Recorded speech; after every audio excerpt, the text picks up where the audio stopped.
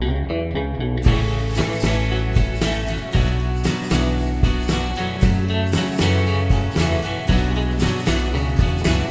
inspiration comes from all different places. It's that quaint little thing that you go by every day. It could be an old truck in the middle of a field. It could be a palm tree blowing in the breeze and you hear that sound and you watch the shadows dance across the building. It's just that spark. It's just like, boom, it's there. It's a painting ready to be captured. It provokes a feeling. It provokes emotion. It's got to add to your life. For the clients, I want them to smile at the end of the day, look at those 2 Adirondack chairs, and just say, that's why I have this painting on the wall. My Adirondack chairs came from back where I lived. I actually used to make them, and we used to sell them in our field. We'd cut them out, and I had big jigs, and that jigsaw was the thing that I made my first frame with.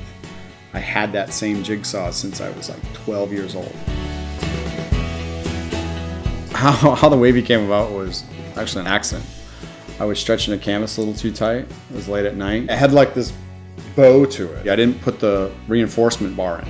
I just thought, I'll fix it later. And then when I was painting it, it gave me a different perspective. And it was like this little light bulb going on. I realized how cool this dimensional art could be.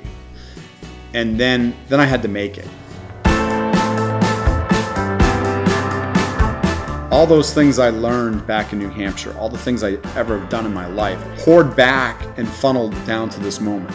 It was the moment that I knew how to do all these different things. So I started creating the Wavy stretcher bars.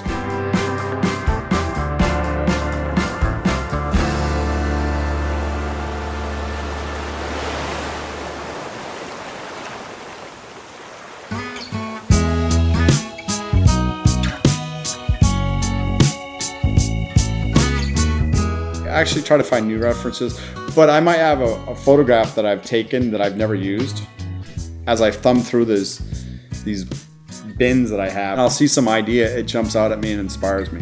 So I might do a painting that I took the photograph 20 years ago, and it'll be all brand new for me.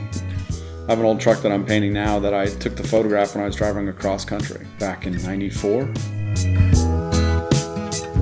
I start sketching out. I'll start doing some ideas on a notepad. You know, like, oh, I like this, and I'll start sketching that. This place could use a waterfall. Oh, I like bridges. You know, whatever it is, I'll start sketching it out. And then I take this reference and I sketch it out on a canvas, full scale. I use, actually, I love a Home Depot pencil, the big fat wide pencils. That's one of my favorite things to use. It could be from being a carpenter, but I like the shape the way it feels on my hands.